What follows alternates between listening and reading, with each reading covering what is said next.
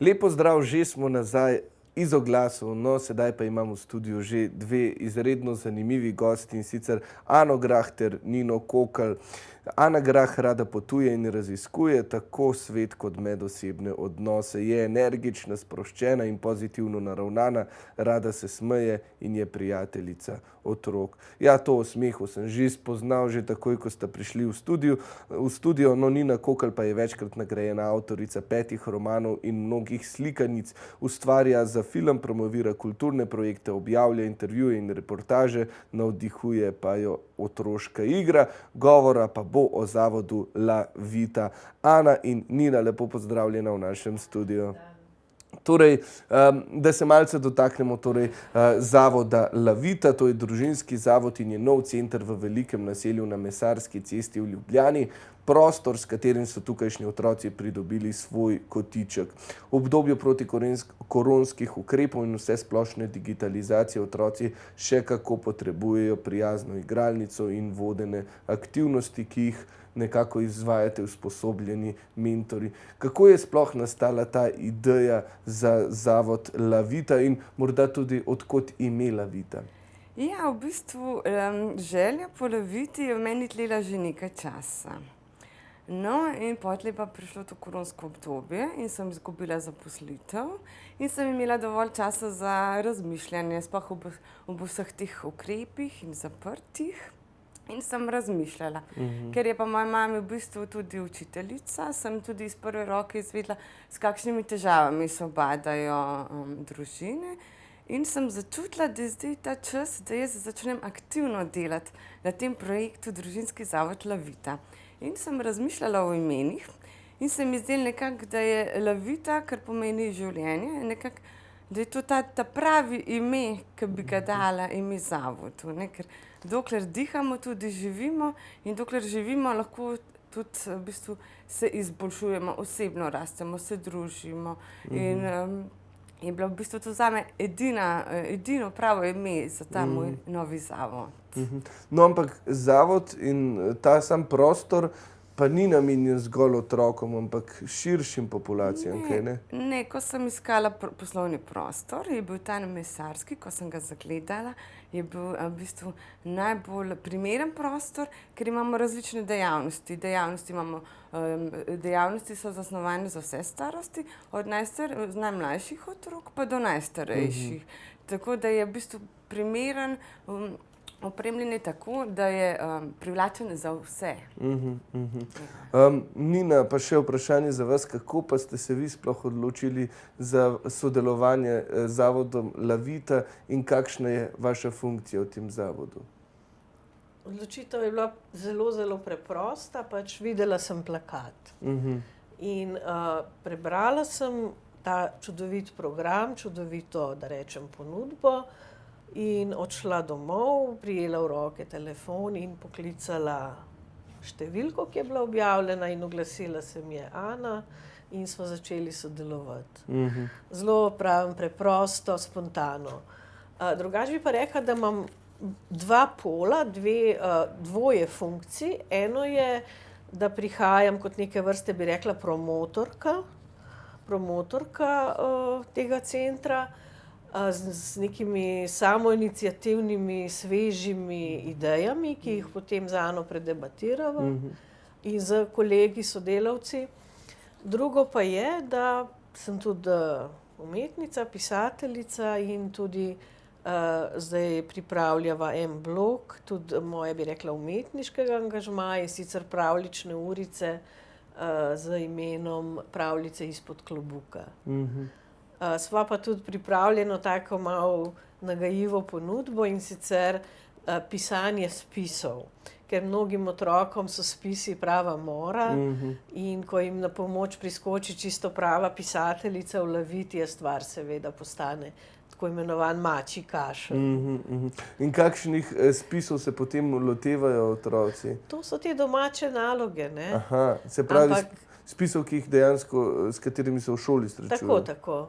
Predvsem sem mislila in potem je tudi ta neko, skušam v njih sprožiti neko veselje do tega, ne, da potem lahko sami naprej pišejo. Ker kot pravi ta pregovor, prelep kitajski pregovor, če si človeku dal ribo, si ga nahranil za en dan, če si ga naučil loviti ribe, si ga nahranil za celo življenje. In tudi to delamo v Leviti, pač vse življenjsko, bi rekla. Se pravi, jim ne napišete sami jaz pisa, ampak jim samo pomagate in jih naučiti, kako sami to počnejo in bodo znali tako. Ali kot pravi geslo Montessorske vzgoje, pomagaj mi, da bom naredil sam. Ja, to so res eni taki modri pregovori, iz katerih, ali pa reki, citati, iz katerih se lahko marsikaj naučimo. Ana, prej ste omenili, da ko ste zagledali prostor tam ob Mesarski ulici, ste vedeli, da je to, ampak verjetno sam proces preobrazbe prostora v prostor, kot izgleda sedaj, in prostor Zavoda Lavita je bil pa verjetno malce bolj dolgotrajen. In kako je potekala ta preobrazba? Gledala sem z otroškimi in strokovnimi očmi. Najprej, ko sem dobila prostor, sem samo 3 dni sedela noter in razmišljala, kaj bi jaz lahko vse tam počela. In na to so začele padati ideje. Grobo sem oblikovala programe in začela sem z urejanjem prostora. Prostor je zelo velik, ima velika panoramska okna, je svetu in to daje še nek tak bolj svetu, pozitiven pridih prostoru. Je pa res, da sem najprej uredila otroški kotiček. To mi je bilo najbolj všeč. Uredila sem ga v bistvu čisto s svojimi očmi, sem se postavila v svoje otroštvo, kako bi ga jaz takrat uredila oziroma kaj bi meni takrat bilo všeč in sem sledila tej viziji. Ker pa otroški kotiček ni dovolj oziroma še potrebuje kakšne rekvizite, igrače, knjigice, sem veliko stvari tudi prinesla svojega otroštva, predvsem knjigice, so že sicer res stare, ampak želela sem pustiti neko svojo osebno noto noter. In na to je sledilo še nadgrajevanje, seveda tudi kotiček za pomiritev, kotiček za odrasle, sprejemnica in vse ostale prostore. Ja, zdaj torej nekaj mesecev že je Zavod Lavita odprt, čeprav vem. Ja, nekaj mesecev je minilo od tega, da smo začeli aktivno delati na tem programu. In potem nekaj časa traja, da dobiš prostor, da ga opremiš, da pride mimo Nina, ki ti tudi zelo pomaga. Tako da danes smo na začetku, ampak Pa so ljudje že prišli, je bila že kakšna otvoritev. Kakšni so prvi odzivi? Prvi odzivi so nadvse pozitivni, tako iz mlajše kot tudi starejše populacije, in to sem tudi jaz želela, da vsak, ko bi prišel v Lavito, da bi se počutil tako kot doma, sproščeno. Že prej smo nekaj govorili o tem, kaj je namen, kaj je zgodba Lavite. Kaj pa tako, če bi rekli filozofija? Kaj želite res dati obiskovalcem? Filozofija Lavite je taka, da gre v bistvu za holistični pristop, zdrav duh v zdravem telesu. Lavita želi, da ljudje najdejo v življenju prave poti, da se izogibajo nepravih stvari in da se veselijo vsakega od prihajajočih dni. Se pravi, tudi sprejemanje en pomemben del vsega. Tako, delo na sebi, medosebni odnosi, učenje, solidarnost in krepitev lastnih kompetenc. Dajmo se morda še malo pogovoriti o programu. Tukaj vidim, da imate v rokah že ene plakate letake o poletnih počitnicah. Kaj se bo poleti dogajalo? Poleti bomo organizirali poletne počitnice za otroke v obliki počitniškega varstva. Prve 3 tedne v juliju bodo tedenske počitnice, kjer nas bo obiskal tudi Nipke. Ja, bo z nami, nekaj časa bo z nami. V avgustu bomo imeli pa v bistvu varstvo v obliki dnevnega varstva ali tudi urnika oziroma po željah staršev, kot bodo oni potrebovali. In kaj vse se bo dogajalo, se pravi, v teh počitnicah, poleg obiska Nipke, kakšne delavnice, kakšni... Odšli bomo na piknik v naravi, Wow. čofotali bomo na basenu, čarali v centru mesta, iskali zaklad, pa napravili bomo čisto svoj pravi poletni video, kot spomin na počitniški teden. Hudo. Ja. Koliko starim otrokom pa so te počitnice? Zastavili smo za otroke od 6 do 11 let, če bo pa kakšen starejši, ga bomo pa tudi z veseljem sprejeli. Ker sprejemanje je tudi Tako, ena pomembnih vrednot zavoda Lavita. Tako. Nina, kako pa vidite vi nekako umetniško vizijo zdaj zavoda Lavita? Kako boste tudi sami k temu pripomogli? Ja, jaz sem precej poetična, ne, in zelo me privlači, zelo me navdihuje preživljanje časa z otroci. Ko jih jaz vidim, otroke kot eno tako, bi rekla, občestvo, ne, bi na tej točki morda povedala eno misel mojega prijatelja, pesnika iz Sirije, palestinskega pesnika Muhamada Al-Munema. Otroci so nedvomno najlepše v življenju. Pogovor z njimi je kakor pogovor z vodo. Kakor se nenehno približujejo in nadaljujejo valovi, tako se nenehno spreminjajo otroci. In jaz si absolutno želim delati v smeri, da ta naš center postane ena točka, kako bi rekla, ena točka komunikacije, ena točka lepote, igre, tega, da se v bistvu družimo s sosedi. Ker to morda zelo kaže izpostaviti tudi in poudariti, da gre to za center, za zavod, za prostor v velikem blokovskem naselju, kjer pogrešamo otroke. Jaz tu živim že dolga leta, jaz ko se ozrem skozi okno, ni otrok na ulici. Otroci so ne vem kje. In mi želimo prav v tem naselju se razvijati, to v duhu teh, bi rekla, dobrososedskih odnosov, tako da smo že, se povezujemo tudi, bi rekla, s sosedi. Nagovorili smo recimo vrtec pod gradom. Kot drugo ostajamo lokalna točka. Želimo si pa seveda tudi prepoznavnosti v širšem prostoru in na tej točki je pač zahvala, da ste nas povabili tudi v studio. Z največjim veseljem. Ja. In še bomo govorili seveda o zavodu Lavita, o njenih vizijah in tako naprej, ampak prav kmalu, ko se vrnemo iz kratkih oglasov. Ne hodite daleč, se gledamo kmalu. Lep pozdrav, že smo nazaj z oglasov, pogovarjam se z Ano in pa z Nino, govora pa je o zavodu Lavita, družinski zavod, ki nekako skrbi za pestro kulturno dogajanje, za skrb za otroke, za vzgojo, izobraževanje in tako naprej. Nina, vprašanje, otvorili ste konec maja, ste imeli nekako tako slovesnost, odprtje zavoda in prostorov. Kako je vse skupaj potekalo? Ja, to je bil res en lep dogodek, namreč naš sosed, med drugim je tudi legendarni ustvarjalec za otroke in mlade, to je Andrej Rozman Roza, ki smo ga povabili v goste, ker seveda v Laviti zelo pomembno vlogo igrajo tudi knjige in branje. In Rozo smo, kot rečeno, povabili. Tle bi kazalo izpostaviti, da je šlo za sodelovanje z Društvom slovenskih pisateljev. On je prišel v okviru programa Društva pisateljev, ki se imenuje Povabimo besedo. Financira ga Javna agencija za knjigo Republike Slovenije. In seveda Roza ne bi bil Roza, če ne bi navdušil kar velike skupine otrok.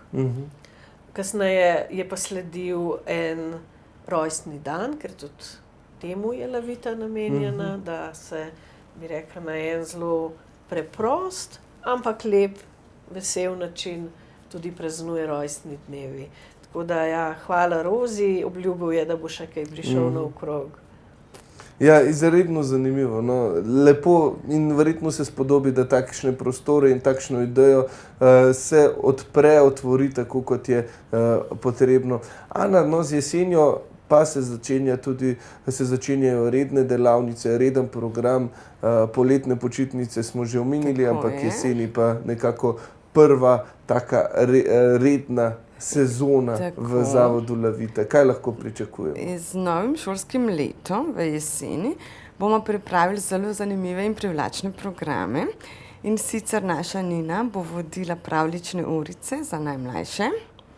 Imeli bomo likovne in plesne ustvarjalnice za osnovnošolske otroke.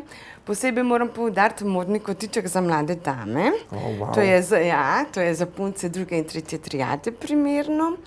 Potlej bomo imeli pa tudi programe za upokojence, ki bodo potekali v dopoldanskem času, pa tudi skupinsko delavnico zdravljenje s poezijo. Aha. Zdravljenje kot preventiva ali kot kurativa. Aha. Ja. Zanimivo. In to mi je pa res ena zanimiva ideja. Kako si predstavljate sploh zdravljenje s poezijo? Saj nekako lahko rečemo, da kultura zdravi, ampak kako konkretno ste si pa to zamislili? Ta skupina je primerna za tiste, ki imajo radi pesmi in poezijo. In kdor to rad bere, se tudi začuti v tem. Oziroma lahko, če ima talent, tudi kaj napiše. In jaz tudi sama osebno zelo rada berem poezijo in pesmi. In imam že nekaj časa tudi to željo in upam, da jo bom uresničila to jesen. Ja. Ja, vso srečo tudi pri pisanju. Upam, da vam res uspe uresničiti tudi te želje. Včasih si za poezijo težko vzamemo čas, pa je prav, ker res dobro dene našemu duhu. Omenili ste za starejše in za otroke, bo prišlo tudi do kakšnega sodelovanja med njimi. Velikokrat se nam zdi prav lepo in koristno za obe generaciji, tako za mlajšo kot starejšo, če jih nekako povežemo med sabo. Ja, tudi to bo prišlo, ampak potlej, ko bodo skupine že utečene, ko se bodo tečajniki med sabo že v svojih skupinah spoznali, potlej bomo pa lahko tudi združili oziroma razmišljali v tej smeri. Ja, izredno zanimivo. No. Se pravi, z jesenjo torej ste rekli nove delavnice. Ja. Kako se bo to dogajalo nekako na tedenski bazi, a kako bo s tem? Tako je, na tedenski bazi se bodo delavnice odvijale, za upokojence 2-krat na teden, vsi ostali pa najbrž 1-krat na teden v pozno popoldanskem času. Ker vemo, da imajo otroci dopoldne šolo, popoldne domače naloge, potrebujejo nekaj časa, da se popoldne spočijejo in želim, da res pridejo spočiti in dobre volje na te naše delavnice. Pa so zaenkrat prihajali bolj otroci iz soseske in starejši ali iz celotne Ljubljane? Zaenkrat samo iz soseske, ker se še veliko nismo oglaševali. Ampak je že otrok iz soseske kar nekaj, tako da smo zadovoljni z odzivom. Bi si pa želela, da nas pozna širša Ljubljana in okolica. Kaj pa dolgoročni plani, lahko rečemo na umetniškem kot tudi na organizacijskem nivoju? Kje vidita Zavod Lavita čez recimo 10 let? Jaz si želim, da ko ljudje govorijo o svojih izkušnjah o Zavodu Lavita čez 10 let, da govorijo o samih pozitivnih, lepih spominih. Nina, kaj pa recimo z umetniškega vidika? Ja, jaz bom eno, bi rekla, zelo osebno željo. Jaz želim tukaj, kjer živim, v tem naselju, za sabo pustiti eno drobno sled. To je sled Lavite, ker bi rekla to, da sem spoznala Lavito, da sem spoznala Ano, da skupaj sodelujemo tudi z drugimi, bi rekla, sodelavci, zelo gre v kontekst mojega razmišljanja o življenju, o smislu ustvarjanja, kot zapišem v zadnji stavek mojega 5. romana, Slamnata dežela je v vetru še pleše njen slamnik, otroci v soncu tečejo za njim. Tako da upam, da bodo nekoč tudi za mano, za mojim slamnikom stekli, če se poetično izrazim. Ja, izredno čudovita misel, pa bomo z njo kar zaključili tale naš pogovor, ker je res prijetno nam da razmišljati in naj čim več otrok teče za vašim slamnikom, za slamnikom Zavoda Lavita. Ana Grah in pa Nina Kokelj, najlepša hvala za obisk tukaj v našem studiu in seveda vso srečo najprej s poletnimi počitnicami, potem pa s prvo jesensko sezono v Zavodu Lavita. Hvala. Najlepša hvala televiziji Ljubljana. Ja, takole, če seveda želite preveriti njihov program ali pa se seveda prijaviti na kakšno delavnico, morda še to najdejo vas kje na spletni strani. Ja, spletna stran je že, in sicer zavodlavita.si. No, tako, torej na spletni strani zavodlavita.si lahko dobite še več informacij in se seveda prijavite na pester in zanimiv program. Toliko za enkrat, hvala še enkrat za obisk, sedaj pa se selimo v kratke oglase. Se gledamo.